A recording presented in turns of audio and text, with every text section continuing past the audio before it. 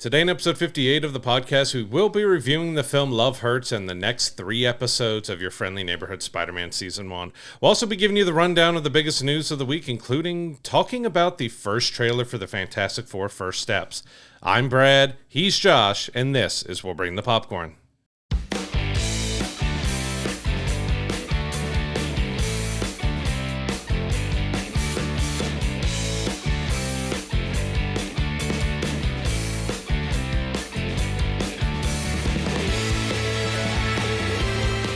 As always, before we jump into the news this week, please give us a like and subscription on YouTube. Hit that notification bell so you're getting our episodes when they drop every single Monday. Also, if you're listening to us in the audio room, please give us a 5-star review. It really helps elevate the profile of the show. And go to willbringthepopcorn.com where you can get all of our archive footage, as well as our merch store where you continue to help support the podcast there. We can't thank you enough for your continued support. And so I want to kick off the news this week with a small update. We talked about this on a few episodes back, but we finally got the release date for the Toxic Avenger reboot. So if you don't know too much about it, this was, I think, completed in like 2021, 2023. Yeah. So it's been quite a few years, but it's been shelved because they weren't sure if they were really going to be able to release it. But they finally got a company on board, and we're finally getting it with an unrated edition in theaters across the country on August 29th. That's going to be fun. I can't wait to check that one out. It's one that has gotten kind of this like underground swell of support that I think people are really excited to check it out. I don't know how well it's going to do with an unrated version in theaters because that's going to be kind of hard to get the maximum amount of audience you possibly could for a film like this. But there's a lot of grumblings that like people are really excited to check this movie out. And I'm excited that it's finally getting a release date. I'll probably have plenty of people bringing their 5-year-olds in to watch the unrated Toxic Avenger. Yeah. I mean, it's how many times do we find ourselves going to like horror movies and stuff that's very clearly meant to be like an adult audience, and you see like young kids, and like it's crazy. I mean, you know, people can parent how they want, but it's just crazy to see some of these films that get, you know, the real young kids, and you're just like, why are they here? But you know, far be it for me to tell you how to raise your kids, but it's crazy. Eddie, where'd his head go? I don't know. like, don't worry about it, kid. Don't worry about it. He's okay. It's just a scratch. Right. But yeah, I'm looking forward to it. Like we've seen a few screenshots. I don't even think they ever ended up releasing a trailer for it before. So we assume we're going to see a trailer coming out maybe later this summer and stuff for it. But you got Peter Dinklage playing the main role. You got Elijah Wood. You got Kevin Bacon. You've got a decent cast within there, and I've heard some good things about those who have been able to see it, saying that even though it's really over the top with its gore and its violence and stuff, that it was a solid, because you know this is a B movie, this is a remake of a cult classic B movie. It's not meant to be an Oscar award winning production or something. So, but I'm really interested to see what they end up doing with this now that we finally have the release date. Yeah, it's definitely one that I'm looking forward to checking out when it finally comes. I don't know if we'll get around to like reviewing it for the show or anything, but it's definitely one that if it's showing anywhere near here, I'm going to go out of my way to check it out because it does sound like a lot of fun. Is over the top. Sometimes it's fun to just turn your brain off and go see movies like that where you could just go enjoy it, have a good time, no matter how ridiculous and over the top it's going to be. But I'm definitely looking forward to checking out. You'll be interested to see like the Terrifier crowd and those that have really helped support that movie go support something like this, because that's, you know, Terrifier being one of the most profitable movies of last year just because of its low budget and just how much it made in theaters. So we'll see if we end up getting kind of a cult following behind this as well, and it ends up performing really well. Yeah, it's going to be one to check out for sure. I want to move into our next story, though. We finally got some updates on the potential X-Men movie that's going to be kind of the next phase for Marvel. So, you know, we're wrapping up this multiversal saga coming up with, you know, all the movies that are coming out this year. Then you've also got Avengers Doomsday and Avengers Secret Wars to kind of wrap up this next phase of Marvel that's finally coming to its end. And people are like, what's coming up after that? Well, we know with the introduction of mutants, they're going to be heavily focused on like the Fantastic Four and the mutants. We got a little bit of update on X-Men now. So X-Men is probably going to be the next big film to come out from Marvel after that.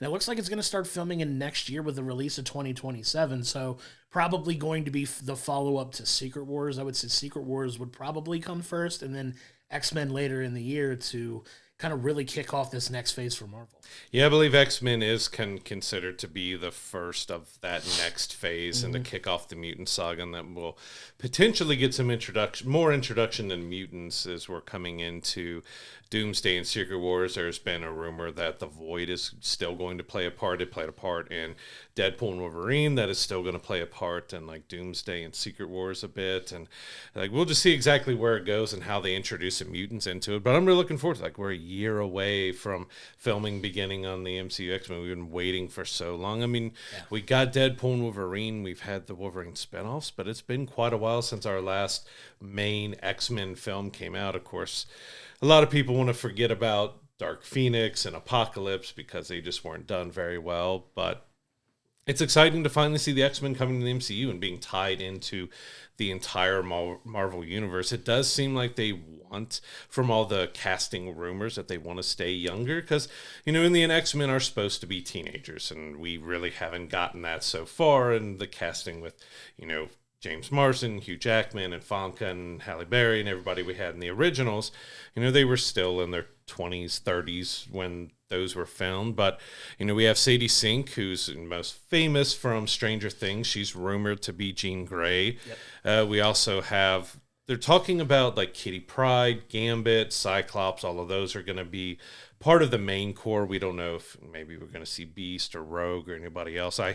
I'm still holding out hope to get a proper Rogue in live action where she's actually flying and fighting and, being Rogue instead of the damsel in distress. But I'm really looking forward to it. And there's also a big rumor about who might be directing it as well. Yeah, there's talk that it's going to be the Russo brothers, who are, synonymous for the big Avengers films, also the Captain America films that are like the better Captain America films, like, Winter Soldier and Civil War, and, just really being involved in that. And it seems like this is part of their, big return to Marvel, is to helm, not only the next two Avengers films, but the X-Men film now as well, potentially. So they're definitely throwing some heavyweights behind it, which goes to show how serious they are about making it work. I love the fact that they're leaning back into the younger iterations of the X-Men because it gives them time to grow as well. So you can think long term with these characters. I know there's a ton of fan theories casting, people fantasy casting these roles. I know there was a little bit of groundswell for potentially Millie Bobby Brown as Rogue. I don't know if I necessarily see that as much, but that'd be a heck of a Stranger Things tie-in if you're already talking about, Sadie Sink playing the role of Jean Grey. But there's a whole bunch of people that are trying to throw around names, and I'm excited to see where they go casting-wise for this, because this is another one that's going to be very important to get right and kind of, if they're going to bet big on the mutants and the X-Men like this, you have to nail the casting.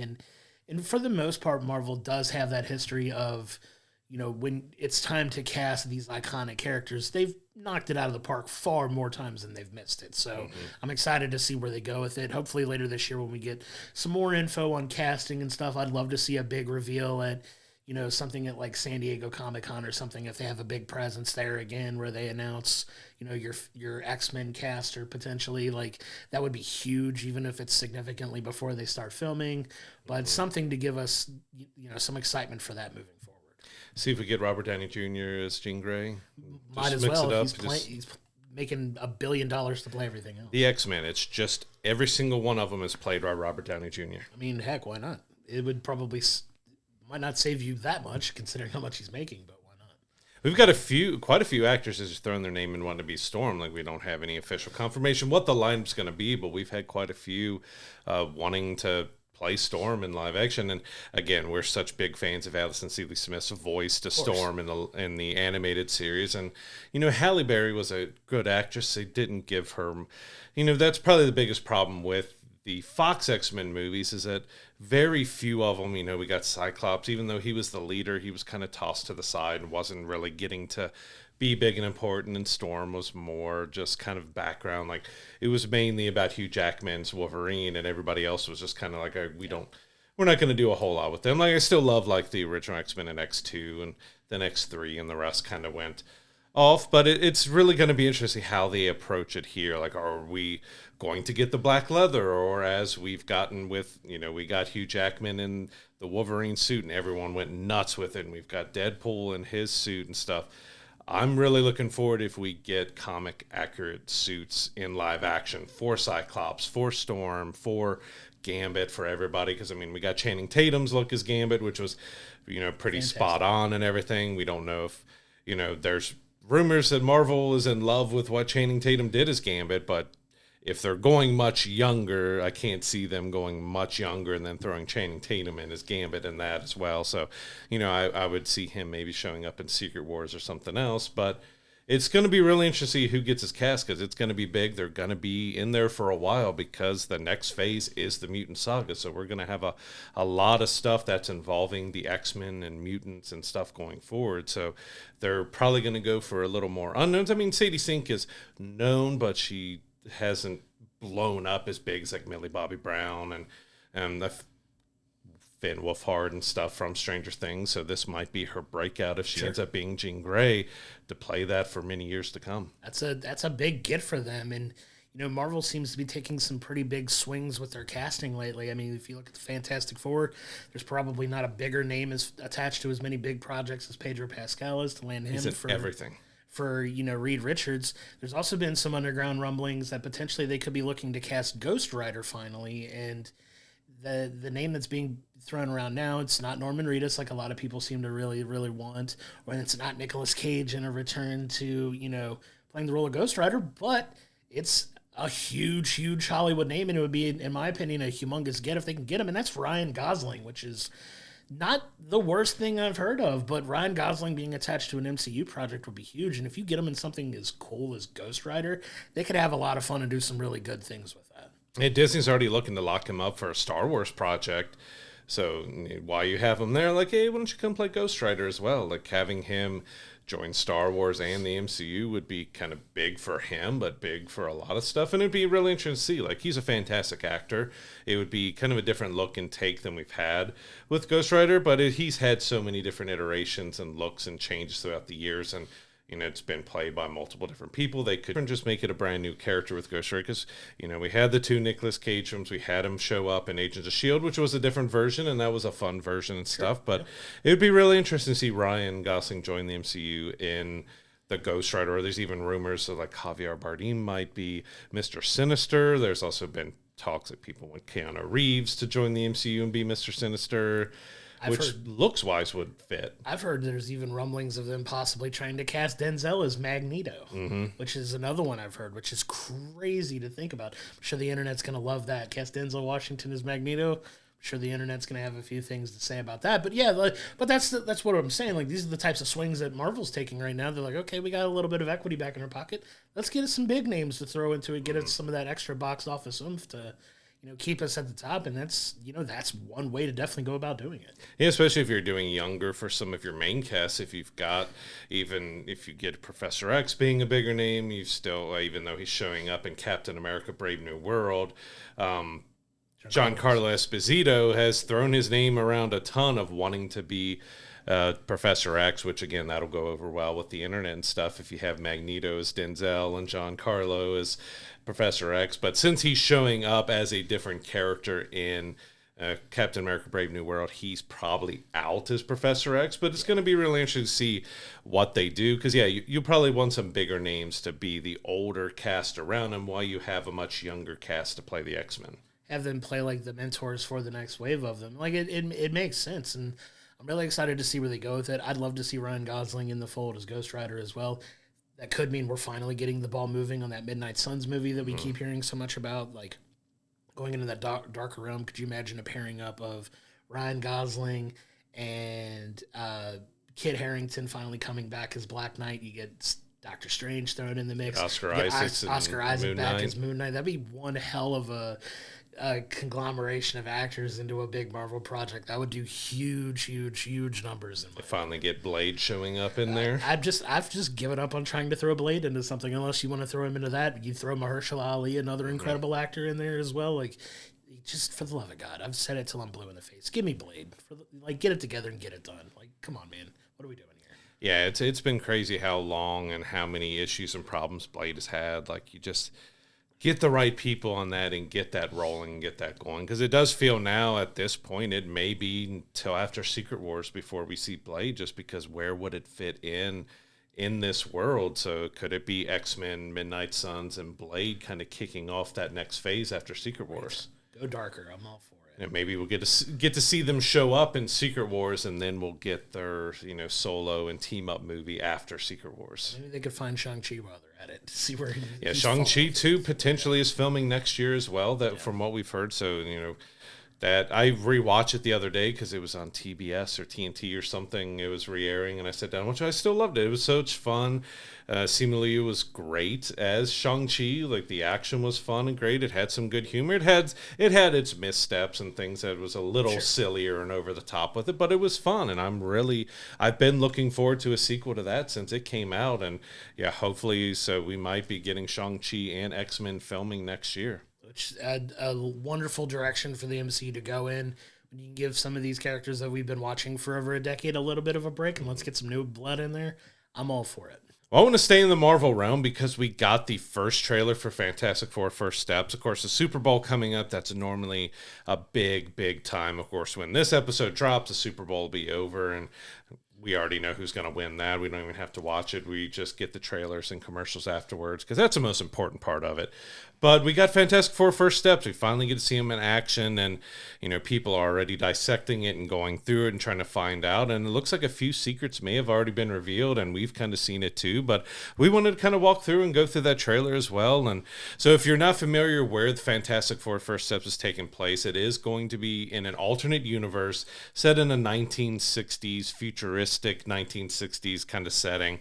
We got to see Reed working on chalkboards, and it looks like he's making a multiversal bridge, so we've kind of already got that connection. We know they're going to come in to the regular timeline and everything else, so we've already got the setup in the trailer that he's working on that bridge. But we did get to see Sue using her powers. We get to see Johnny flame on and running through, but that's one scene a lot of people have going through because we've had it happen a lot in trailers where they edit out characters because they don't want to show them yet. And the movie's not out until July. There's probably still plenty of special effects and things that need to be finished.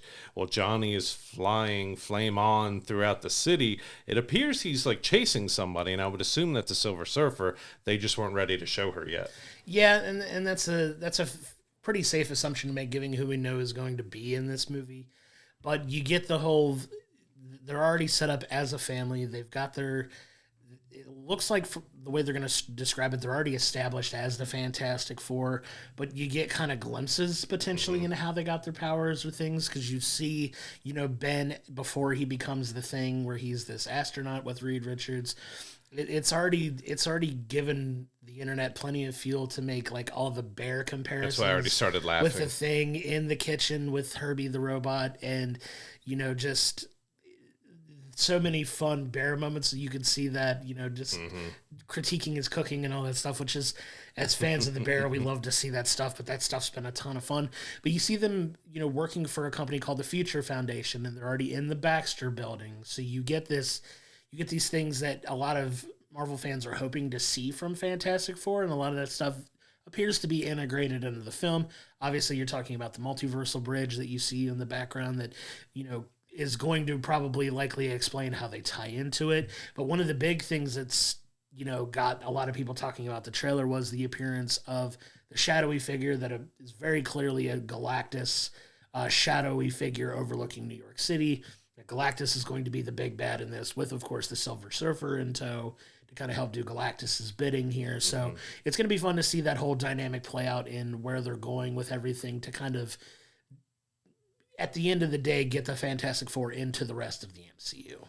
And the Thing looked really good. Like, I liked his look. It is a little bit, it's going to take a second to hear Eben's voice as the Thing of just being there, because most of the time whenever we've had the difference between Ben Grimm and the Thing, they go a little gravelier and doggier. Especially, I did rewatch the first Fantastic Four movie with Michael Chiklis and Jessica Alba and all of them, and then of course he changed and went to a lot gravelier. He's keeping his kind of regular voice for the Thing, and the mouth movements looked a little off. Again, there's still a few months to go, but you look at stills of the Thing and look at it up close, it looked really good. And so I'm looking forward to that. The suits look good. We got to see them all in their suits, so each of them has a slight variation to them so that they They, of course, coordinate, but they look different enough. And, we don't have a naked thing like we did in the last Fantastic Four reboot. And he's wearing a full suit and he's got the brow. Like, that's the biggest thing out of all of them. Like, they got that huge pronounced brow looking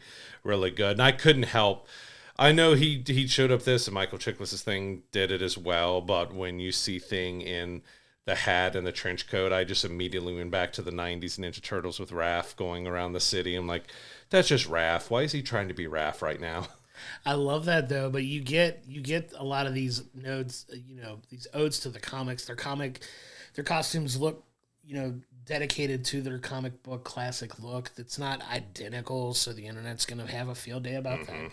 But we also get the inclusion of John Malkovich in the trailer. John Malkovich, who a lot of people are already speculating is going to be Red Ghost as a potential character, but also another little nugget that a lot of people are catching on. It's going to be really interesting to see how they incorporate this into the movie. And it appears that Sue may be pregnant with Franklin, and that could lead to the story of Galactus trying to come and take Franklin. So it's from a very classic Fantastic Four comic book storyline that it appears to be what they're integrating into this film, and it has a lot of people excited for that because it's one of the most popular Fantastic Four stories that they appear to be adapting right out of the gate. And Franklin is one of the most powerful characters in the MCU when you think about it, because he can do kind of like Galactus, create and destroy galaxies. He can do a lot of this stuff, so he has an insane amount of power, and it makes sense if that is, because there were some stills that does look like Vanessa is she's pregnant, that Sue is pregnant, that you can see her stomach is protruding a little bit. So it's not just rumors at this point. They tried to hide it in the trailer, but of course everyone's going frame by frame and looking through it. So that's going to be potentially huge, and we do kind of get this feeling, especially if Franklin is involved, that we're going to get potentially Galactus destroying this universe, and we get the Fantastic Four jumping through that bridge to safety, which probably Doctor Doom is going to follow along with that and bring him in. But it looks like we may hopefully get a big destructive Galactus scene where he's destroying everything, and we get that destruction that you don't want to have in the main timeline, because of course you don't want him destroying actual Earth, but we can destroy this alternative Earth with, hopefully it would be a great scene, because again, the only live action Galactus we got was a big cosmic cloud, and it just wasn't done that well. But we got to see Galactus. We see the back of his head, at least, looking over top of the Statue of Liberty, and people complaining about his size. Like, he can change his size at will. Like, he can be bigger than the Earth, or he can make himself fit on the Earth. Yeah. But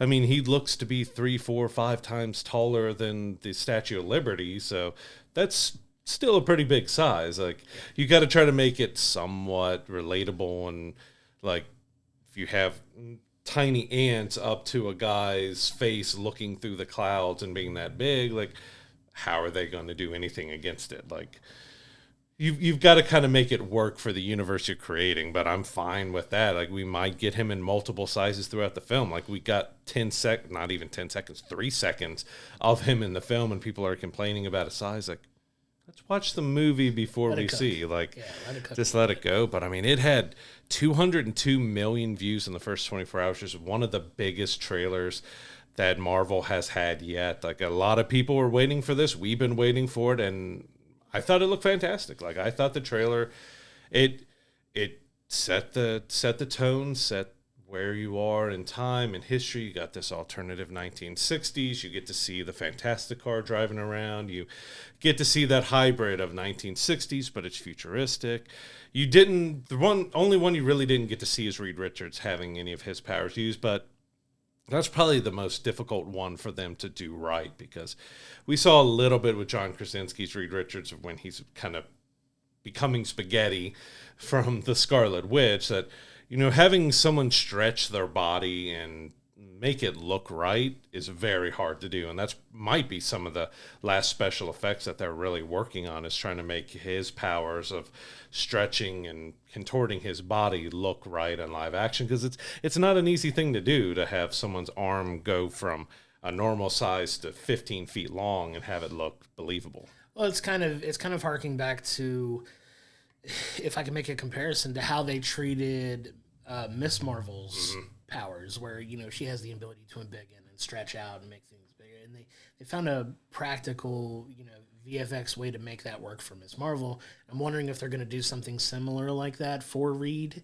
in this. Don't know yet, but we'll kind of wait and see, and the jury's still out on that, which I'm fine. I'm ready to decide to see it. I have no doubt in my mind that this is going to be the next $1 billion Marvel movie. It's going to be huge. It's going to be huge. In my opinion, I'm kind of calling it early. Not that it's a hard call to make. It's going to be the highest grossing film of the year, if I were to guess. It's going to be close because we do have another Avatar, which I've been kind of surprised about how much money they keep churning out. Because, I mean, they're good films, but like that's out later this year, but July is absolutely packed. I think it's going to be competitive with it at the end of the day. I mean, I think Superman hopefully will do really well for DC, but obviously we're talking about Marvel now. I think this is going to be a huge, huge, huge film, especially if it winds up being a good movie. Because if it's good, word of mouth is going to spread and people are going to flock to it to see it. So I'm excited to see how well it actually does. Super excited to go check that out in July. July is absolutely stacked with movies, but that's at the top of my list of things I want to see this year for sure. Yeah, because you got the Fantastic Four, you have Superman, you also have a Smurfs movie that's coming out. That's probably going to be at the bottom of the list of July because, past that, we also got the new Jurassic World Rebirth trailer, which showed off a lot of stuff. And I'm really, you got Gareth Edwards, who is a fantastic sci-fi director and has done a lot of good things. But, we got that ahead of time as well. Yeah, so the trailer for this movie looks really, really good as well. Obviously, this is going to star Scarlett Johansson. It's got an incredible supporting cast along with it. But you get the premise of this film now where they're going to this island. It takes place 5 years after the events of the last Jurassic World film. They're going to the island where they were creating the original dinosaurs for the original Jurassic Park. You see a lot of the imagery that's, corresponding to not only Jurassic World, but Jurassic Park as well. And you get, this island where they have these dinosaurs that were deemed too extreme for, the original Jurassic Park, right? So therein lies the conflict of the film where it's like, oh, how could they possibly up the stakes for another Jurassic movie? Well, that's what it's going to be. These are the dinosaurs that, were too much to put in the original park. So you get these crazy looking dinosaurs or monster type dinosaur creatures that, we'll kind of dissect a little bit when we get a little further into talking about this, but you get all this imagery and you get what really looks like it's going to be a lot of fun and a lot of danger. Some of that danger that has been around, but felt like it's been a little bit missing since the original Jurassic Park movies. But at least from the feel of the trailer, I get the feeling that urgency and that concern is going to be back for these. You have a little bit more of the horror aspect seems to be returning as well, because that's what I enjoyed about the first one. It had some horror aspects to it, which kind of helped it. And that's, you've got this kind of alien creature that they were trying to create the first T-Rex, but it went really wrong. And, we get a brief look at the design, and it said it was inspired by the Xenomorphs and the Rancor from Star Wars mixed with the T-Rex and stuff. And it definitely looks like we're going to get some horror aspects out of that. But I like the look of it. It has a little bit different look. It has, the dinosaurs look a little bit different. We got T-Rexes. We got the Dilophosaurus, the Spinosaurus, Mosasaurus, Velociraptors, all of them showing up in the trailer. So we got the kind of the main group that brings the original Jurassic Park creatures with the Jurassic World creatures, along with bringing in that new. And I'm fine with them. A lot of people were a little upset about, they have this new kind of alien. Well, it's a mutation. It's one that they messed up on and they couldn't do anything about. And then maybe they'll explain why they kind of left this island to be and it didn't get bombed out of existence and stuff too. Right. But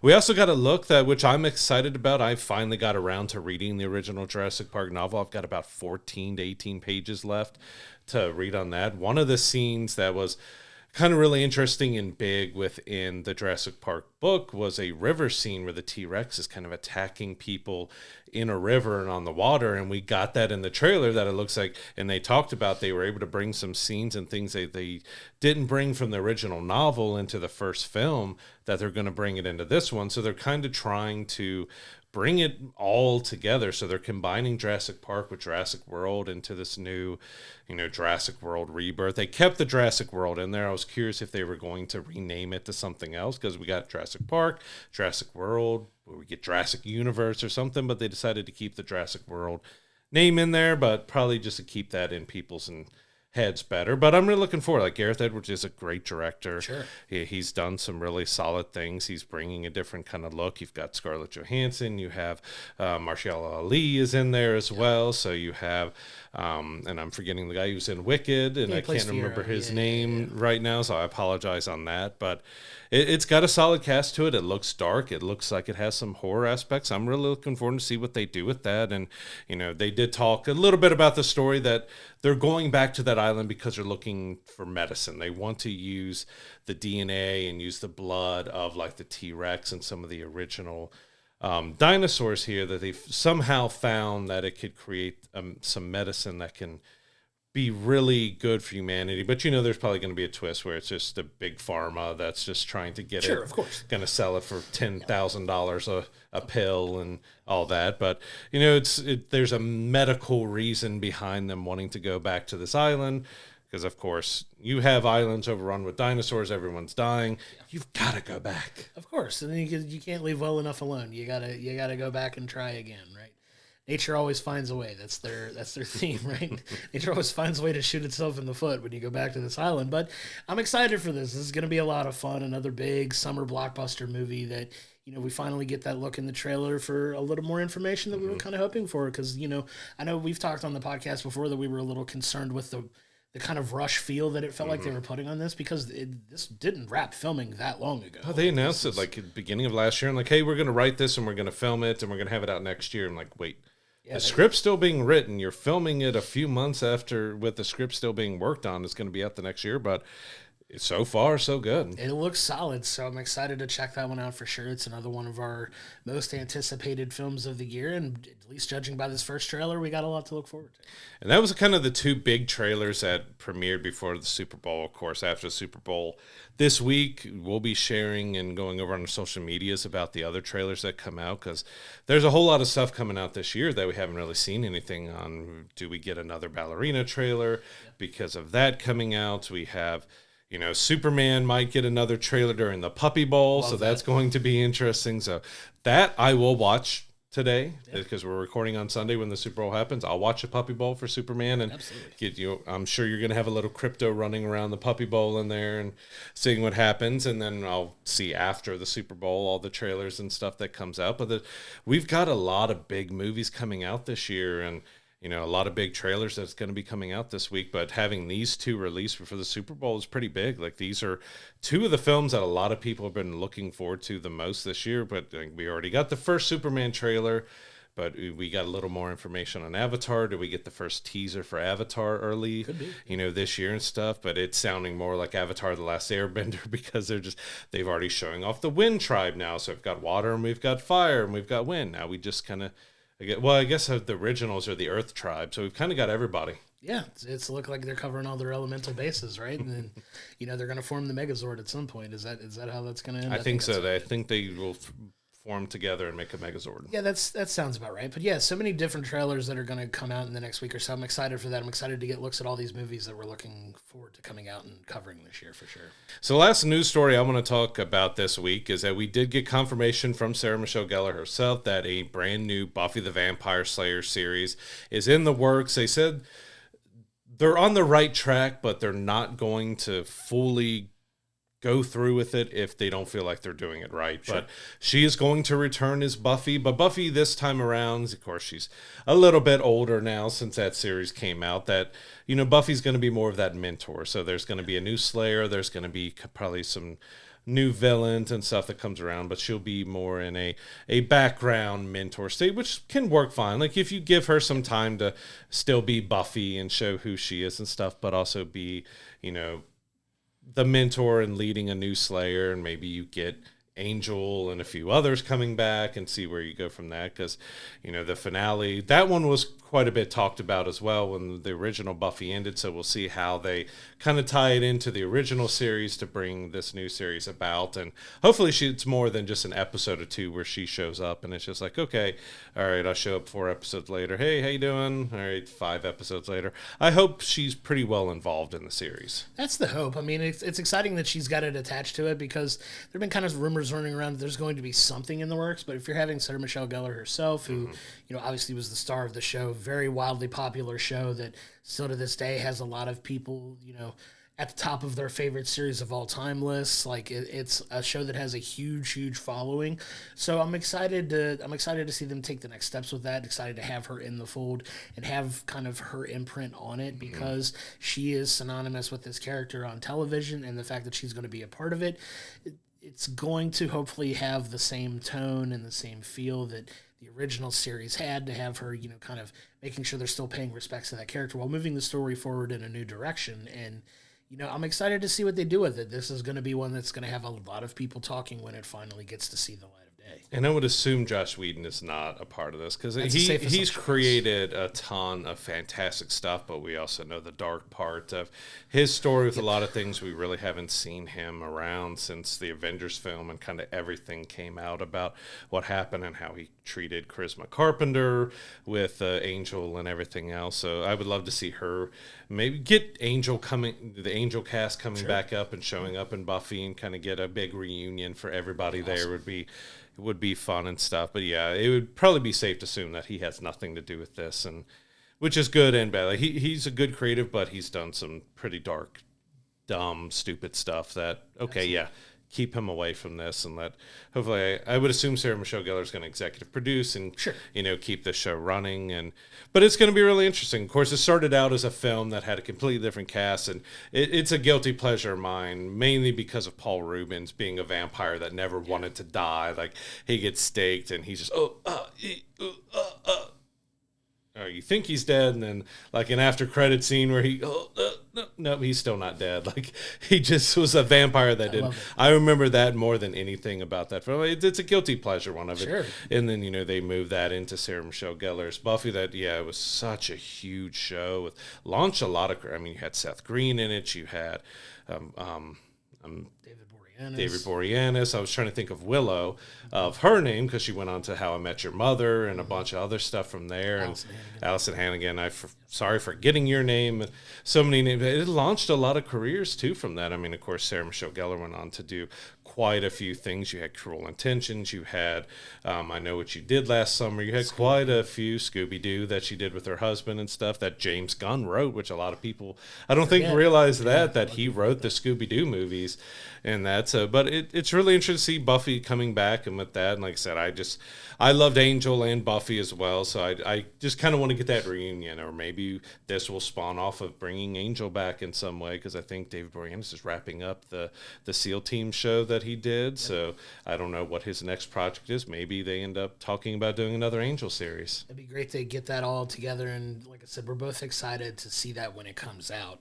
Now, I want to move now into our film review of the week, which is Love Hurts. This is starring Ke Kwan, Ariana DeBose, and this movie is, in my opinion, a ton of fun. You have Ke Kwan playing Marvin Gable, who's this, happy-go-lucky real estate agent who has a bit of a checkered past, and you kind of see that play out in this movie. This movie was very short. Mm-hmm. So what happens is, you get that past of his coming back to haunt him.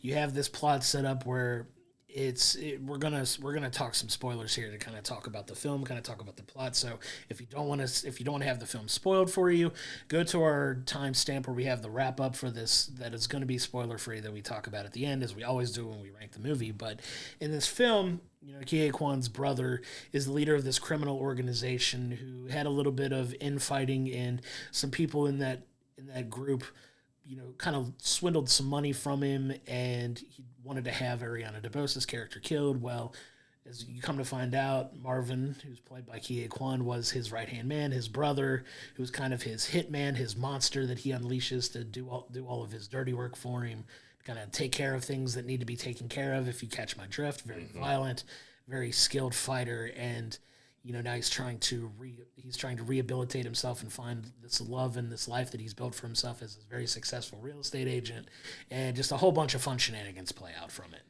Yeah, because he was supposed to kill Rose, which was played by Arna DeBose, but it turns out that he let her go because he had some feelings for her and stuff, and so that comes back because she decides on Valentine's Day to send out everybody some Valentine's cards that announces that she's back, and she's back for some revenge, and so it all goes to his brother, and also, you know, that subplot of the embezzlement and everything else, and this kind of plays out, well, now we need to find Rose, so they come after Marvin, so this nice little life that he's built for himself is coming crumbling down around him, and I enjoyed it. It was fun. It had some really great action. So it was directed by a stunt director. He did a lot of the stunt work. He worked on the Avengers, and he's worked on Iron Man films. He most famously last did the John Wick films with the stunt coordination. So the action sequences look fantastic. Like they were brutal. They were over the top.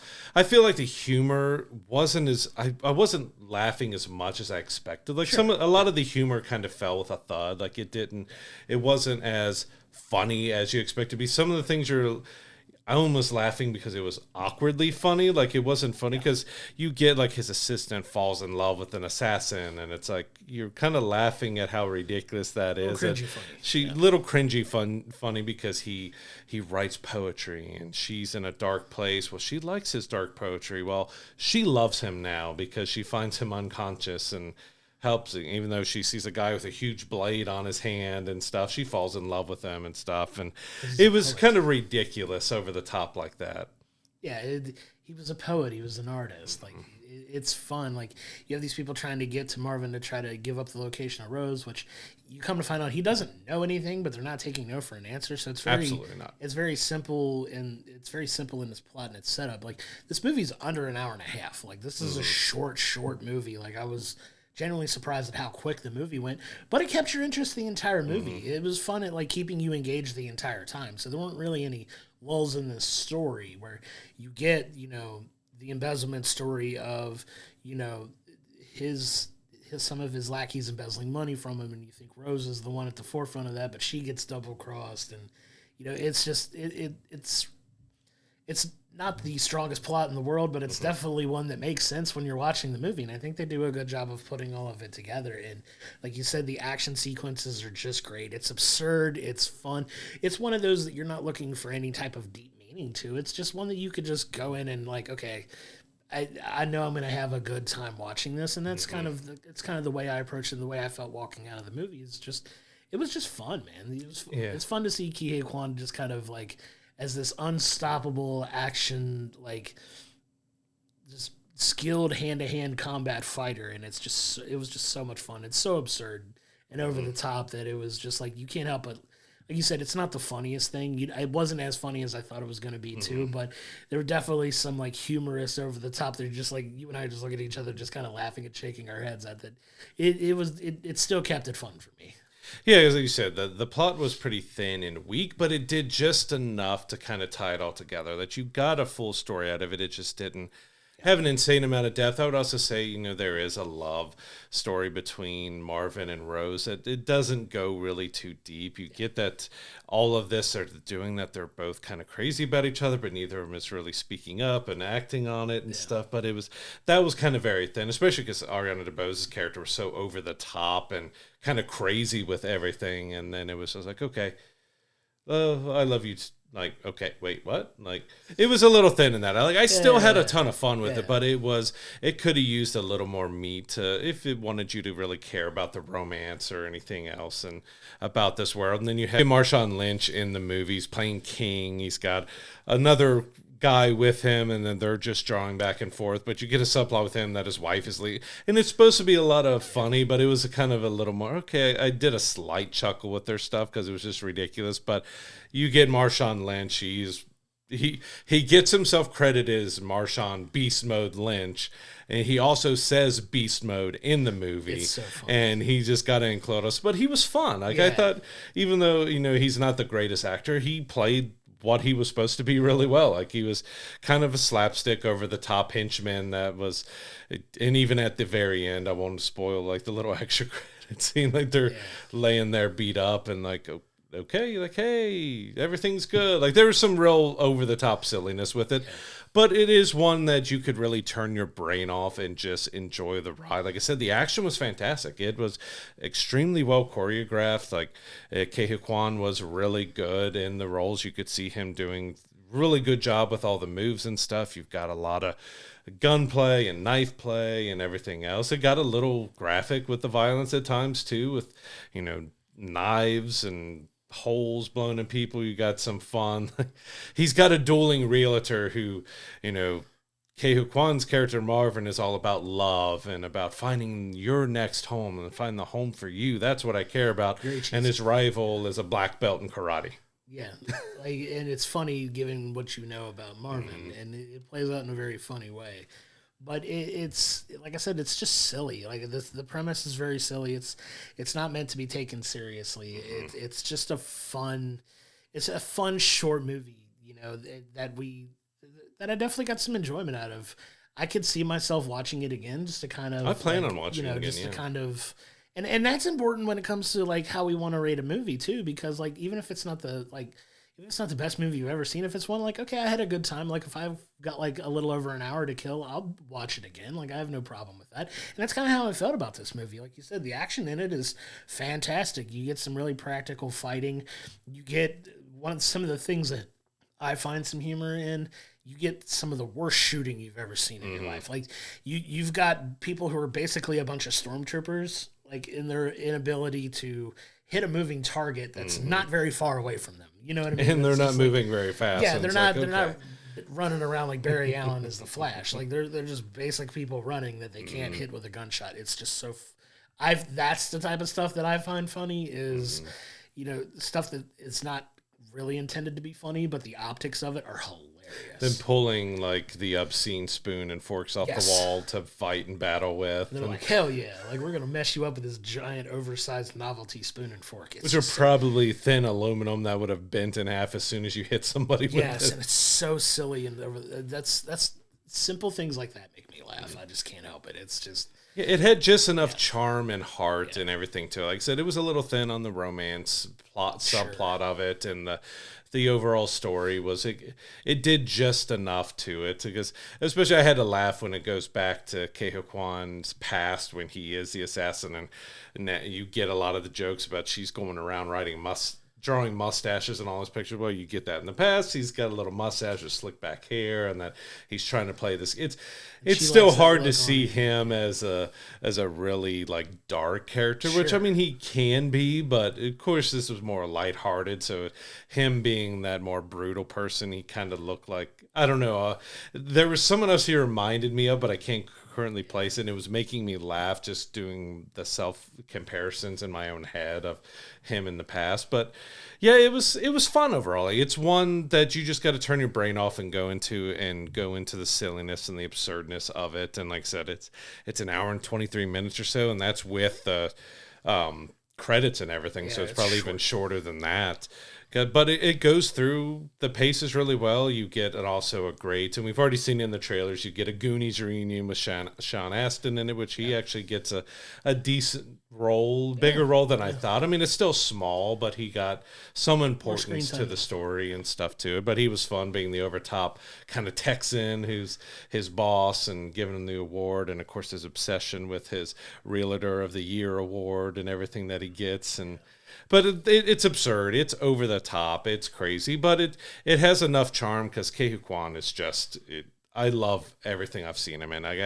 It was so amazing to see him come back and everything, everywhere, all at once, where he got to do little drama and he got to do action and got to do comedy. And he kind of continues similar to that in here.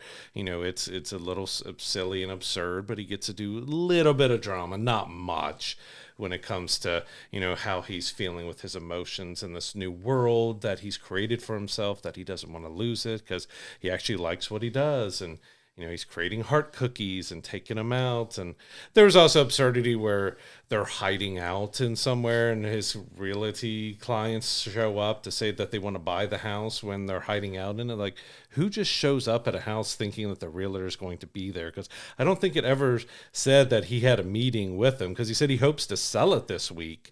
But they just show up randomly to a house that they're looking to buy without ever talking to the realtor to get a showing, and they just happen to be there, and we're going to do this, and even more insanity happens when they show up. Yeah, you get this really fun, over-the-top scene where he's still trying to be this really super nice, lovable realtor, while also going out and kicking butt, and then it kind of fuses together in a really fun way that, it's just absurd, and it really helps tie the end of the film together, and it leaves me in a place that I still want to go see it again. I kind of want to go back and watch it again just to kind of get that same enjoyment out of it, just to see some of the absurd things that I may have missed when I first watched it. But it was so fun, and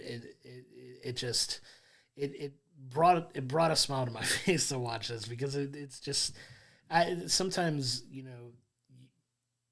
you need movies like that sometimes that are just lighthearted. Like, it doesn't have to be super deep, but it's not the worst thing ever written either. It's just one of those fun, you can throw it on like a Saturday when you're cleaning the house and that's on in the background. It's one of those types of movies for me that I can kind of see, okay, I'm going to do this deep clean of my living room. Let me throw this on in the background while I work. Here's this one I'd say it's hard to recommend, if you want to go to a date night, even though if you like action and you like comedy, it's little bit light on the comedy, it's a little bit light on the romance. It's mainly you're wanting to silly action. I have to say it's got silly action, but it's kind of low on the actual humor that hits. It tries a lot with several jokes, but the jokes just don't land as they think it's going to land and doesn't hit. But in the end, Love Hurts was a fun, silly, absurd, over-the-top, short action film. Ke Huy Quan was really good in it. Ariana DeBose was solid as kind of the more over-the-top Rose. It had really fantastic action sequences. I think that was the biggest highlight of the film. You had Marshawn Lynch being over the top and having some fun in it and stuff as well. I would probably give the film around a 6.5. It's not a bad film. It's one I will watch again, but with the plot being kind of thin, the romance being a little bit thin, and a lot of the humor falling short of kind of what they were wanting, it was a little disappointing in that aspect, but it is one that you can go into and have a lot of fun if you turn your brain off and you just go with the silly absurdness of it. It's a short, fun, quick little watch, but I think it's worth watching, even though I gave it a 6.5. That seems really low. I think it's fitting for it because it does have its misses, but it had enough that made it a fun, watchable movie. Yeah, and for a lot of the same reasons you did, I'm giving it about a 7 myself. So I think the fact that it's not a super long movie, had this film been 30 minutes longer, I'd probably would have bumped it down a grade just a little bit. But the fact that it's such a compact movie and short, and it gets to the point, it keeps your interest the entire time. It is humorous. It's not the funniest film you're ever going to see, but it's not the least funny film you're ever going to get to see. Not all the jokes land, but if you have a specific type of humor where some of the absurd things that happened in the movie, I could find people laughing. We had people laughing in the theater when we watched it with us too. There's people that are going to get some enjoyment out of it. Go see it alone just for the action. Like we said, we can't emphasize enough the fight scenes in this movie. You could tell they were directed by somebody who knows what they're doing. Like you said, it was directed by Jonathan Eusebio, who is a part of the Bourne movies, Avengers, Black Panther, John Wick. He's been part of some of the most iconic film scenes of the last, decade and a half, really. So having, him behind the direction of the film, you're going to get the solid action that you're wanting out of it. So for that reasons, I will give it a 7 because it has that rewatchability and the action is as good as it is. The humor is good enough to keep it around. And the fact that it doesn't overstay its welcome, like you said, it's an hour and 20 something minutes with credits. So it's a very quick watch. It's an easy watch. And for that reason, I'll give it a 7. And I agree. I was torn between a 6.5 and 7 because I enjoyed it. I had fun with it. It's a film I'd go back and watch, but it did have its problems and issues. The biggest highlight of it is it had solid action sequences between the gunplay, the knife play, and just hand-to-hand combat. It was all done really well and fun, but there was some stuff that just didn't hit the humor, especially with the accountant. A lot of his stuff I think was supposed to feel a lot more humorous with him, with his teeth and his talk and everything, and just that kind of fell flat. So some of those aspects, it falls flat, but you turn your brain off, go have fun. It's well worth going and seeing in theaters because of the action. You had a fantastic director who knows how to do stunts, as you mentioned, doing a really good job with it. The Bourne series is still one of my favorite series because of the stunts and the action and fighting, and he was involved with it. He's been a part of a ton of huge scenes. Of course, John Wick has been one of the biggest action franchises out there, and you could almost say John Wick stories can be a little thin, but it did a whole lot more than kind of this film, because again, an hour and 23 minutes is not a whole lot of time to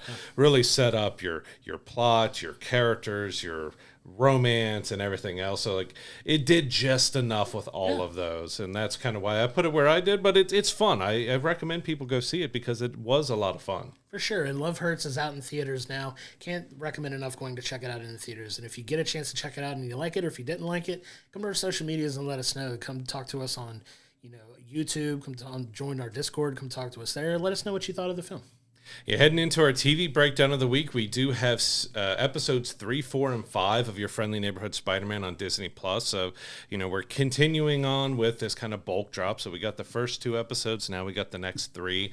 And we're picking up where the last episode ended. So there's going to be some spoilers because we have to talk about what this reveals and, who knows what. Because at the end of episode 2, Norman knows that Peter is Spider-Man. So right away, he's got potentially, of course, from the comics and everything, one of his biggest enemies in Norman, who, ends up being the Green Goblin. We don't know exactly how that's going to play out in this series yet, but he already knows. And Peter's a little apprehensive of him knowing. He tries to kind of play it off, but Norman ends up in episode 3, ends up inviting him to dinner to talk to him. So he rents out an entire huge expensive restaurant just for them to talk about it. And he still tries to deny, but Norman finally gets him to admit that, I'm Spider-Man. And we get an interesting dynamic through the rest of these 3 episodes between him and Norman Osborn and everything about who Spider-Man is and what he's doing as being able to be the intern and being a student and being Spider-Man and having people know. And it's still kind of slow. Like, I'd still say the first 5 episodes have been a little slow, but it's building this world. Like, it's kind of weird because it's not giving us an origin story, but it is. But it's giving us a completely different origin story because we have a lot of things being swapped and changed and doing things differently. But I've enjoyed what it's given us so far. Yeah, for sure. And you jump into this 3rd episode here, the first episode of the week for us, and you get that dynamic with Norman and Peter where, now Norman and Peter are going to work together. Norman's going to help Peter out here, and that involves upgrading his suits and trying to help where he can because, he's already impressed by Peter's scientific knowledge, and he goes to this great length to explain how he discovered that Peter was Spider-Man. So he talks about, paring it down to the 4 people you see that get these internships with Amadeus Cho and, the others that get this internship opportunity at Oscorp. And he says he's narrowed down who Spider-Man is to these 4 people based on their scientific knowledge. And, you get, how he got to finding out that it was Peter. And you get this really fun kickoff with, them, trying to build Spider-Man's brand more or less is Norman's way of kind of like trying to polish Spider-Man a little more quickly. And you get this fun sequence where he's trying out different various upgrades to his suits that Norman is designing for him. And you get, different variations and different absurd looks at the suits. He tries to start off with a cape that doesn't go too well when he yellow tries to. Suit with a red cape. Mm-hmm. You get different color schemes. You get the cape that he immediately says no to because he gets caught on a thing trying to swing, and he's still trying to move as he would with Spider-Man, and you get a little fun sequence back and forth, and then he lands on a really cool black and white, like white with black webbing version of the Spider-Man suit that we all know, and it's kind of a cool look that he kind of carries with him throughout these next couple episodes that he lands on. But you get this build-up of other stories as well that kind of really take these next 3 episodes, and I'm kind of starting to see the pattern of the rationale behind the episodes dropping as they do, because they do kind of feel like little mini story arcs. Like episode 1 and 2 is this starting to be Spider-Man. Now you get the conflict of Norman knowing who you are. Well, now you get the working together with Norman and these other villains coming out and kind of testing it. And you see that all of these villains have this upgraded tech that's being, given to them by somebody. And you come to find out who that is. And, you get the reveal of that. And now you start to get these other characters coming into play. Now you get the story with Lonnie, who becomes a much bigger part in these next couple episodes because Lonnie, winds up taking his brother's place in the 110 Street Gang that,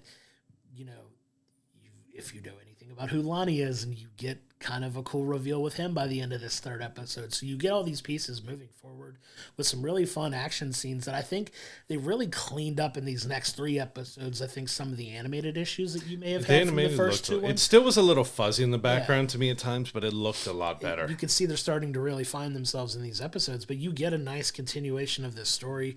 You get a personal fun moment for me as a wrestling fan. One of the top henchmen, Bulldozer, in the 110 gang that Lonnie's a part of, is voiced by Big E, who is a WWE superstar who, if you know anything about Big E, his career has been kind of taking a back seat as he's dealt with a broken neck, but he's voicing the character of Bulldozer in this one. Ton of fun. I was excited to see him get to finally talk about it when these episodes dropped, so that was a lot of fun as well. But this is a good chunk of episodes to kind of really push the story forward in this world building that we're getting. You get this a little bit of different background on some of these characters that especially Harry's story. Harry's story is pretty interesting here too. So now you're starting to see that dynamic with Harry and Peter start to play out a little bit, which they're best friends from this, but it takes a little bit of a different path than what we're used to.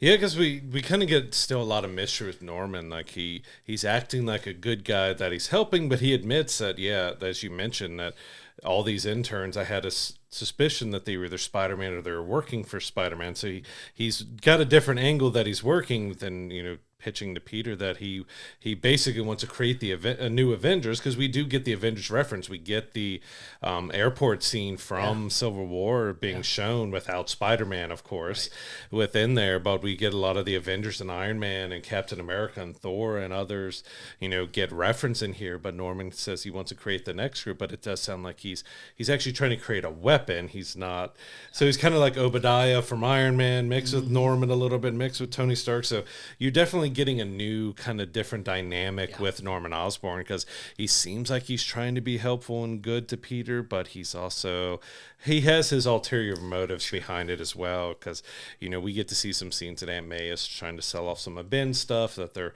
behind on money, and of course Norman writes him a check and is doing all this to try to get him to agree to be his Spider-Man and be his kind of minion. Like he's playing the slow game. He's not pushing things too hard, because he's trying to make sure he gets Peter on his side and doing what he wants, even with the suits. Like we got one that was a wasp, and he's got little bitty tiny flapping wings, and he gets this dark, almost vampire-esque suit that he can fly and glide with, but it scares the crap out of a little girl. And he's like, yeah, that's probably not going to fly. And that kind of dark blue, white, and red suit that he gets, kind of Future Foundation type of suit, which you only get a little splash of red in there. It looked good, but it's kind of a good starting point, and it's giving you a reason why his suit is changing all the time and all that. But yeah, with Harry's story, it gets really interesting, because Peter decides to just swing right into Norman's office and take off his mask, and there's Harry just sitting there. So immediately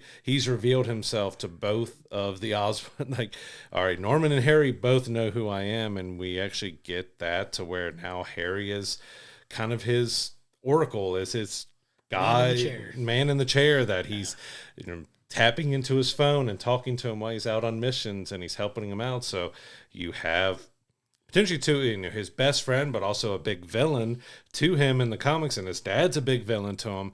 They both already know his identity and are helping him, but it's going to be really interesting to see how that dynamic plays out and how things change between them, and how them knowing his identity is going to change things so early, because we really haven't had that in very many of the Spider-Man adaptations and animated or live action, that villains have known his potential villains, because maybe they never become villains in this verse. We don't really know yet. Yeah. That they already know his identity so early into the series. I mean, we're 3 episodes in, and he's already got multiple people who know his secret identity. Yeah, we're definitely building a little bit of different dynamic. You get a little bit of fun background on Harry. Obviously Norman is kind of that Tony Stark-esque person in this world here, more or less, where he's, the most famous person there. His son is, his son, and he's this social media influencer with millions of followers. So you get kind of this modern, updated take on who Harry is in this world, and you get a little bit of that back and forth with a fun conversation with Peter and Nico, because Harry drives Peter to school, and they see Peter getting out of Harry Osborn's car, and everybody's like, "Oh, Harry's hobnobbing with a celebrity now, so now he's starting to look at it a little differently. And you get a fun conversation between Peter and Nico. Where if you get Nico, it's like you're showing that she likes him a little bit more than she's letting on to. So you got that dynamic with it all. She gets a little jealous of the relationship with Harry. Yeah, I love how she says she was following him ironically, which is very funny. But it's very teenager-ish too. You know what I mean? So it's ton of fun, a little bit of a different take here. But yeah, I really like where the story is going. It's really building up. You get, Lonnie really integrating himself by the end of this third episode with the 110 gang. There's a, face-off between the rival gang, the Scorpions, and he's still trying to hang on to that high school part of himself while not being fully invested into the gang, because you see the dynamic of him not going to football practice. He's the star quarterback on the football team, and you see him kind of giving himself more to the gang, and then you get this, by the end, you get the fight between the 110 gang and the Scorpions, where he kind of saves the head of the 110 gang. Now he's kind of earned the trust of the gang now. And the nickname. And he finally gets the nickname that, if you're comic book fans or you know anything about his history, he gets the name of Tombstone, which is, another one of Spider-Man's biggest villains. So you get these fun little twists on these stories of these characters who are ultimately big rivals for Spider-Man, but they're like allies in this, because you have Lonnie and Peter as, good friends who wind up,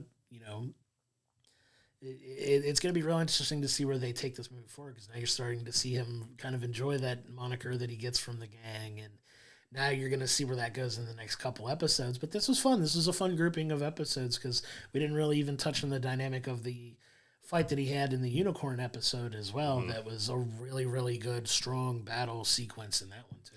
Yeah, because we had another kind of underlying story that was playing out, is that we've had these criminals getting these special equipment, helmets or leg peripherals or hand stuff that gives them kind of different powers. They can shoot stuff, or they can run really fast, or giving blades and stuff. And, including the guy who was setting the wrong building on fire, they all had the same symbol. And we come to find out in episode 5 that, kind of what we all expected it to be, but Doc Ock was behind all that. So he's been running this operation where he's been selling these weapons and these enhancements to different people to kind of start creating his empire. And he wants people to know the name of Otto Octavius and Doc Ock. And, we kind of got him mixing into a bit more now. So we've got definitely showing that he's just going straight up. He's criminal. He's the bad guy. Even though we got Norman starting off as, okay, maybe he's all right. Doc Ock is straight. Yeah, I'm the underground guy supplying all these criminals with all their equipment that they need. And that was kind of really fun. Especially with the villains here, we're getting that really like old throwback classic look to these characters of how they were drawn. Like when they originally were kind of created, we get the very blocky square head that he has and stuff with it, very squish square head and stuff too, and with the glasses on, and it's got that just really classic comic book look to it. But I do feel like the animation, the presentation looked better. It's still fuzzy, but it really is trying to bring a comic book to life with these visuals. And yeah, there was a lot of fun throughout. We also got the Sokovia Accords being mentioned about superhero registration and everything else going on there, and everyone talking about that. And it was a lot of fun. Like, we got a lot of setup between Harry and Norman and with Doc Ock, and kind of exactly where we're going. Like, we're about halfway through the season now, and we've got a good setup. So it's going to be really interesting to see in this next block of episodes that drop where exactly the story goes. We already know where we've got up to 3 seasons are going to happen of this show. And this first season has, at least the first half, has been a big setup. And I'm curious to see exactly where it goes. Like, it's an origin story, but it's not an origin story. And it has mixed up a lot of the characters and done a lot of changes, but I've been on board with it. I'm fine with these changes. We've had these characters done in the same way quite a lot, and it's given us, more sympathetic look at Lonnie and Tombstone, and that he's just a guy who's been put in bad position, who's his entire family is looking to him, and like even his parents are looking at him like, you're the one who's going to bring us out of like everything, but he's got to look out for his brother, and he's like, he doesn't really get to worry or care about himself because he's having having to care about everybody else, which gets him involved in this gang and, becoming Tombstone and all that. And we'll see exactly just how deep into Tombstone that he gets. But it's been an interesting dynamic, especially starting Harry. Like, Harry doesn't go to a school. He's homeschooled, so they're meeting through, him being Spider-Man, basically. So it's definitely a different introduction. So, it is mixing a lot of stuff up, but I think they've done a good job with everything they've mixed up so far. It's giving a different twist and a different look to it and stuff as well. Like Norman not really caring that he wants to be Spider-Man. We'll mix it up and we'll do some other stuff and just have the fun with the suits. Like, it's been kind of a nice, refreshing take on Spider-Man that we're doing things a little bit differently.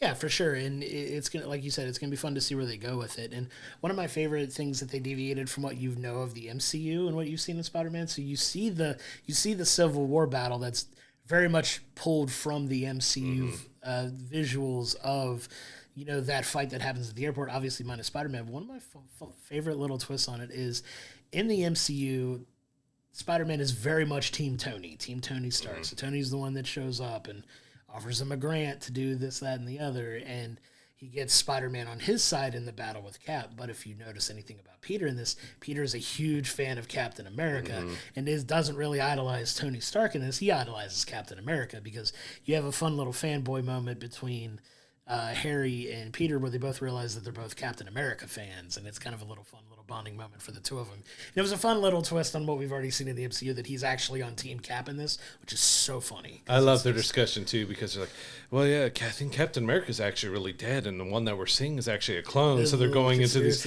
conspiracies and everything else, so and funny. Going on to it like, that's not really Captain America, that's a clone. Like, okay, do they play on, clones and everything else, or is that just poking fun at fans and controversy and rumors and everything else? It could be a mix of that. But yeah, that was really fun about seeing that, they're switching up, that, he would actually be in Cap's side and not Iron Man, because in this universe, his Iron Man, his Tony Stark is basically Norman Osborn. So you don't really, you're seeing that maybe his motivations and other things, like he's still Spider-Man, he's still got that he wants to help people. And there's a nice moment where in one of these episodes, I forget which one, and it might have been in the first two, where he captured a woman who had stolen from a store and let her go. He's still showing that heart and stuff. That was in the first two, but you're still getting that heart that he's trying to do good and be the good guy and actually help people out and think people need second chances and not everyone's bad, and that, everyone needs, and that's what, Spider-Man should be. He's supposed to be the one that kind of cares about everyone else, but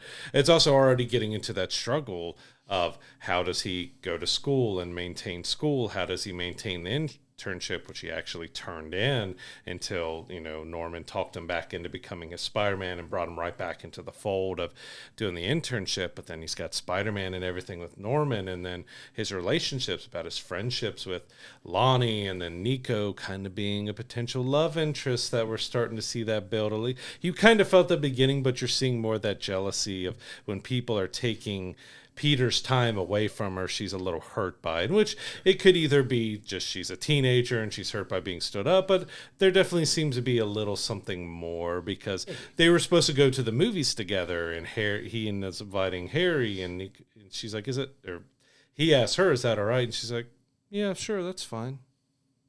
Like, doing the whole, yeah, it's fine. Like, okay, yeah, she's might have a little crush on him from that moment. Yeah, a little bit, but it's going to be fun to see how it plays out. You got these three, and then you got the next 2 weeks, you got the last 5 episodes dropping. You got another 3-episode drop coming up this week, and then you've got the final 2 episodes coming the following week to kind of get through this month and get to the end of this first season. And I'm really excited to see where they go, because you got a lot more that we know is coming based on like the trailers that we've seen. We know there's a certain blind superhero that I'm very looking forward to seeing when his episode shows up, because he's got a very exciting show coming out next month that we're both super hyped to check out. But excited to see how they integrate some more characters in this and continue this world building that they're doing. And I'm here for the ride, man. I'm having fun with this entire story that they're telling, and it's a lot of fun. It's making a lot of sense, and that's ultimately what we want. And I'm in the same boat as you. We've talked about it last week. I'll reiterate it again.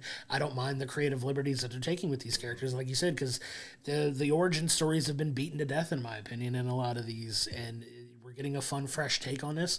I'm excited to see where they go with it, because you see these characters that, if it's just enough of a wink and a nod to actual like hardcore comic book, lovers like we are, that know the origins of a lot of these characters and who they become, but they're telling this story through a different lens and a different way of presenting these people that I'm all for, and I'm excited to see where they go with it. Yeah, I've had a ton of the first 5 episodes of Your Friendly Neighborhood Spider-Man. I've had a ton of fun with. It's been enjoyable. It's mixing stuff up, which it's done it in a good way. Like, I'm not, really wanting to say, oh, that's not very good. Oh, why are they doing this?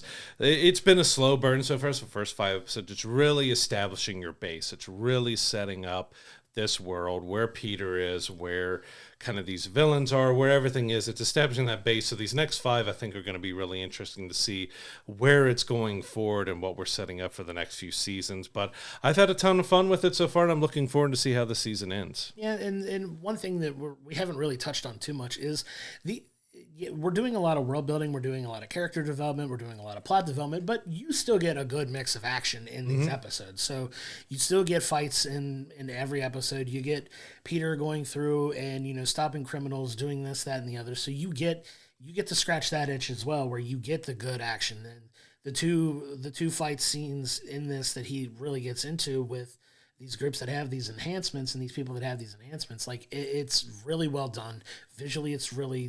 It's fantastic work, in my opinion, especially in the straight off of a comic book onto your screen style that they're writing, that they're animating this show into, which I think they're doing a fantastic job of. And it all looks really smooth, really clean. And I'm excited to see them continue that with these next couple episodes moving forward, because you get a good bit of everything. You get the action, you get the development, you get the character stories, and you get everything tying a way that is cohesive and it makes sense, and it's really moving forward in a continuous plot, that it's not like this episode, this thing happens that we're never going to touch on again. It's a really good flowing continuation of a continuous story that doesn't get chopped off like a lot of, cartoon episodes tend to do.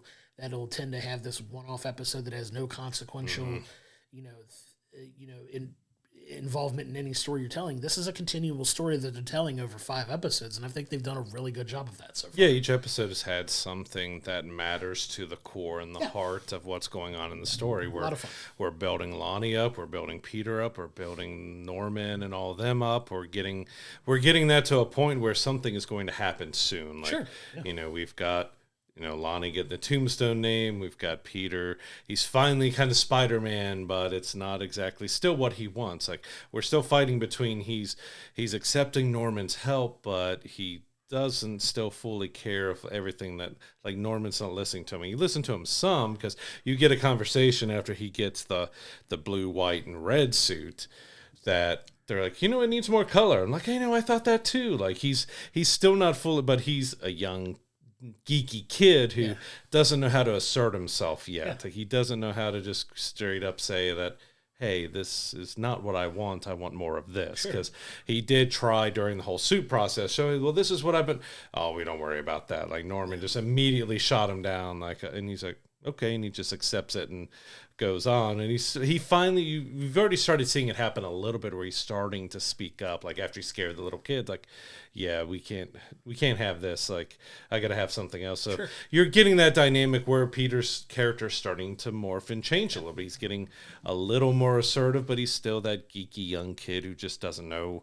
He's still a teenager. Yeah, still not sure of what he's doing. But the first 5 episodes of Your Friendly Neighborhood Spider-Man are on Disney Plus right now. The next episode batch will drop on Wednesday. We've got 2 more Wednesday drops before this season is over. We've got 2 more seasons coming, but like we mentioned, once this is over, we go straight into Daredevil Born Again, which we cannot wait. And this has been a fun kind of lead up to it. Like, they're not going to be interconnected, even though we do have voicing showing up. We don't think that's going to fully meld, but it's going to be interesting to see if there is anything that they do with Daredevil and Kingpin in Your Friendly Neighborhood Spider-Man that matters or shows up within Daredevil Born Again, because they are for 2 vastly different audiences. Like, we're the audience of both, but that's definitely more for the adults to watch. For sure. And if you get a chance, if you've been checking it out like we have, watching it along, let us know what you think of the episode. We'd love to hear from you. Come to the YouTube version of this episode.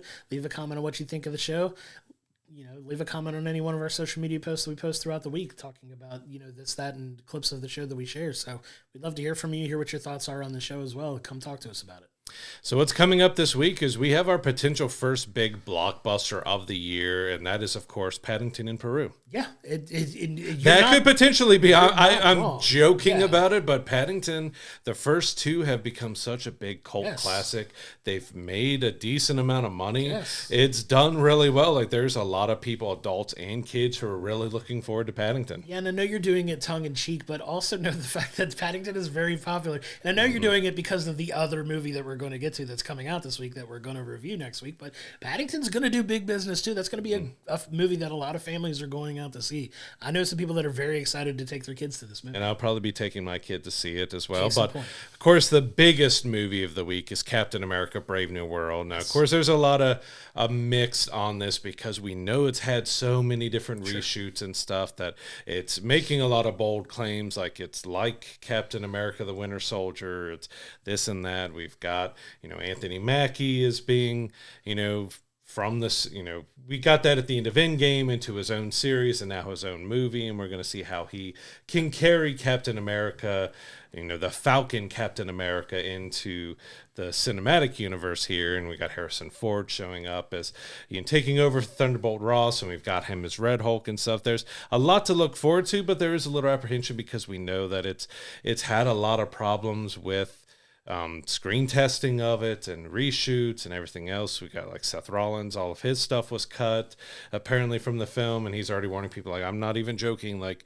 I'm not going to be in the film. They made so many changes that my part of it just didn't make sense anymore. So they've done a lot of cutting. Hopefully it's turned into a decent movie. Yeah, and it's one that we're definitely going to look forward to talking and checking out. It's the first big Marvel movie of the year. It's the first of 3 that are coming out this year. This is a good one to kick off, and right about the right time of year for it to come out. I'm excited to check that one out. Over on the streaming side, we have the 4th in the series of the Bridget Jones movie. So we got Bridget Jones, Mad About the Boy. That will be on Peacock on February 13th. And we've talked about it quite a lot, that Apple TV Plus has some of the best productions for film and TV and everything that we've seen in a long while, but they don't do a whole lot of advertising. And I think we have yet another one this week that I don't think many people have heard about, but it's got Anya Taylor-Joy, and it has Miles Teller in this action suspense thriller movie called The Gorge that'll be out on February 14th. But like I said, I don't think many people know it's coming out, and it looks really good. If you go and watch a trailer and check it out, like, you've got some good star power behind it, but it looks like it might be an interesting movie. And again, Apple TV Plus has had more hits and misses, but it just hasn't been advertised that this is an Anya Taylor-Joy movie coming out on Apple TV Plus. Yeah, raise your hand if you knew this film was coming out. Now, don't lie. I know a majority of you probably have your hands down that you didn't know about this, but that's the point we're trying to make about Apple. Like, obviously, we're going to know about these things just because this is what we do and this is what we love to talk about. But, like, they're so terrible about advertising their stuff. It's like they love to gloat about it when it becomes a hit. Like, you hear about how great Ted Lasso is after so many people talked about how great Ted Lasso is, and Severance, and all these other things that they've got. So many good stuff and so many hits coming out on Apple, and they're getting huge names to be a part of these projects. Like, they're not getting like B-list, D-list, C-list, celebrities to be in these movies. They're getting big names. Like, Anya Taylor-Joy is a big name in Hollywood. Like, she's a very well-known actress. Like, they get all these big name people to be involved in these projects, and you rarely hear about them because they're so terrible about advertising. Like, if they put half the effort that they should into these, they would be significantly bigger deals. But this is definitely one that's going to be worth it. I saw the trailer for it. I'm excited to check this one out. Yeah, I'm ready to see it. Like, it looks really, really good. So if you get a chance, go check out the trailer and decide if you want to watch it, but get Apple TV Plus and check that one out for sure. Here's a rumor, saw the name The Gorge, Apple TV Plus. I haven't seen anything on this. I don't know anything about this. I'm going to add it to the list, and I go and find the trailer and I'm like, wait. Yeah. It's this movie that looks really well shot, really well acted. You've got some big names here. I'm like, okay, why haven't I heard about this until a week before it came out? Right. Yeah, and it's just another case of Apple's terrible advertising. So over on demand, which this one has kind of suffered a little bit from advertising. Not a lot of people went and saw it. They stopped reporting the numbers on it, but it was raved about how good of a movie it was. We never ended up getting to see it, so I'm looking forward to checking it on demand. But that's the Robbie Williams biopic Better Man. It is out on demand this week. I really want to check it out, but yeah, it of course it's replacing him with a monkey, and a lot of people just in the U.S., you may not know him as much. Like, he's had some hits that have come over here. He's much bigger overseas and stuff. But, replace him with a monkey. But it's been said to be a fantastic film. Like I said, it didn't do very well. But I'm looking forward to see how it does on demand when people finally get a chance to sit down and watch it. Of course, once it hits streaming after this is probably when it's going to kind of blow up a little bit more and people are able to see just what kind of film it was. Because I've heard nothing, for those who've actually gone and seen it, I've heard nothing but good things about it. Yeah, same. I'm in the same boat with you. It's one that we hope to have gotten a chance to check it out, but with so much coming out and so much we've had to cover, we just haven't had the time to do it. I plan on watching it for sure. I've know of some people who have gone to seen it and said it's really well done, so I'm excited to check that one out too.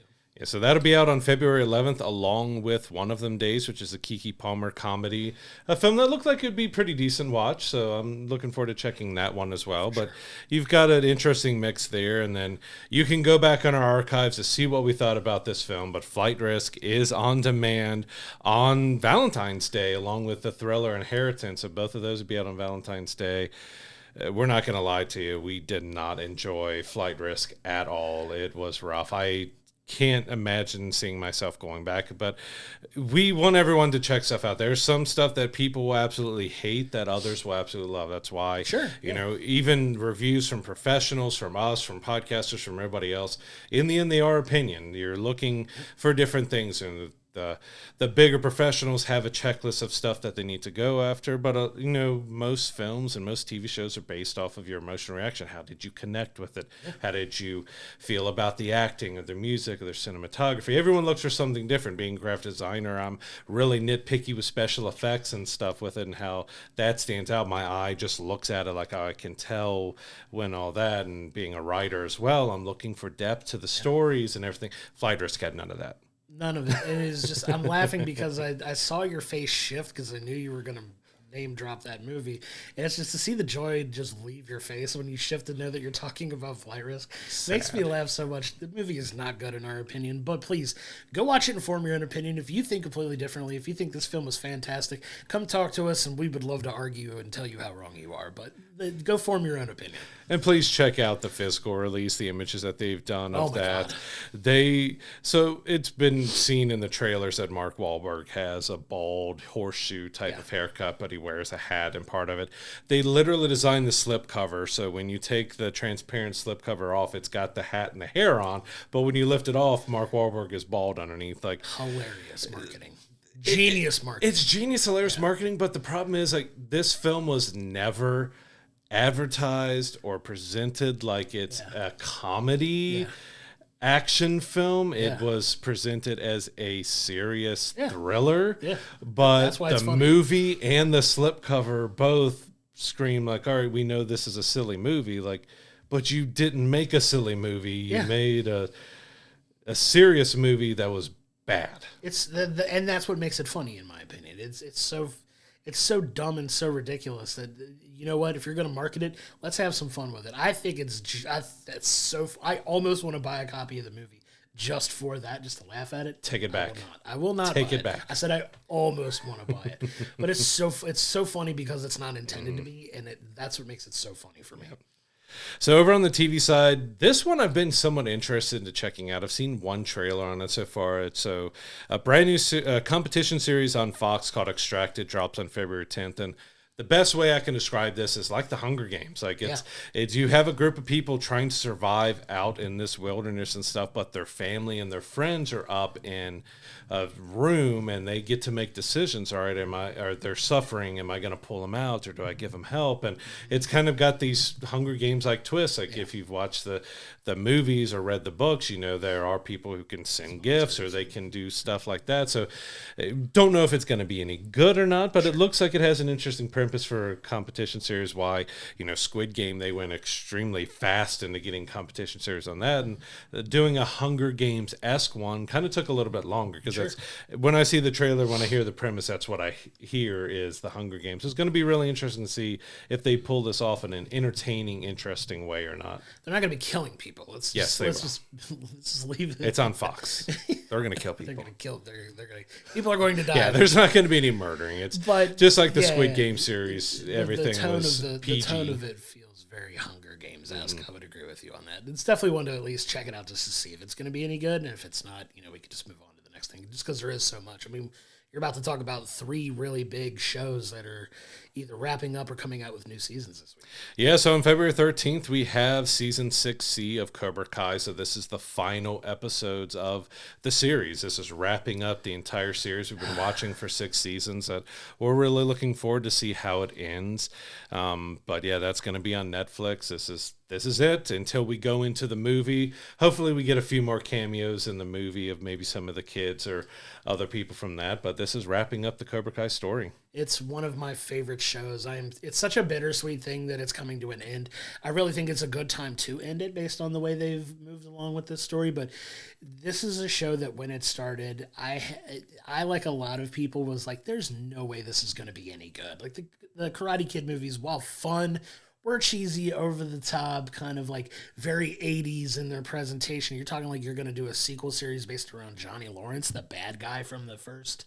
Yeah, and it also started on, what was it, YouTube Red? Yeah, it was on YouTube Red for 2 seasons before Netflix got a hold of it, and it just blew up into this worldwide phenomenon. But once you gave the show a chance, it is so good.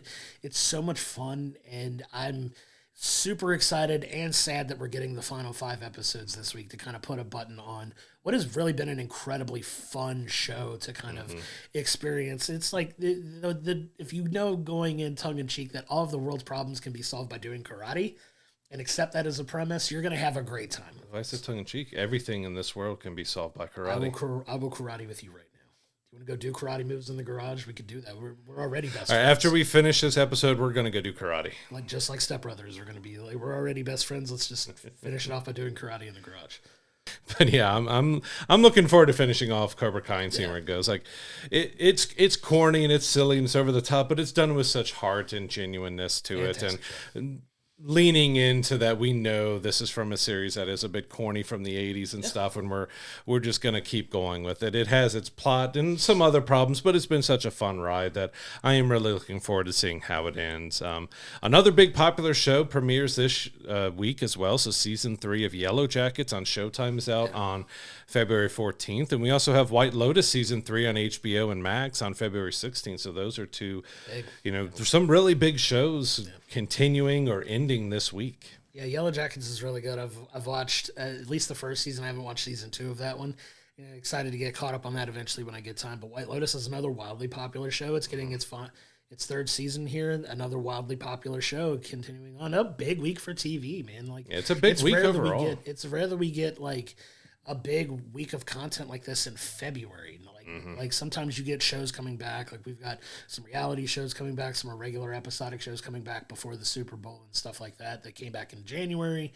But now we're getting like some more stuff coming back in February, and this is a big week for that. Yeah, so you got Captain America, you got Paddington, which I was very tongue in cheek about it, but Paddington has done extremely well. Like there's even I've mentioned it before, a Twitter account that edits Paddington into different TV and film scenes, and he's been doing it for 2 to 3 years, if not longer now, that he's continuing it up, and it's one of the most popular channels on Twitter and stuff. And it's like Paddington is pretty big. Like I was tongue-in-cheek about it being the big hit, but who knows, it could potentially, with the talk about Captain America and stuff, even though we're already seeing Captain America trend around, I think it's about 80 million they're expecting domestically. I expect Paddington to do really well. It could compete. Like that's not out of the realm of possibility to say that Paddington could compete or even beat Captain America. Like it's a family movie. You're getting 4 tickets to every 1 or 2 that are going to buy it for Cap. You know what I mean? Like, I think the second weekend is the one that's going to be interested in those. I think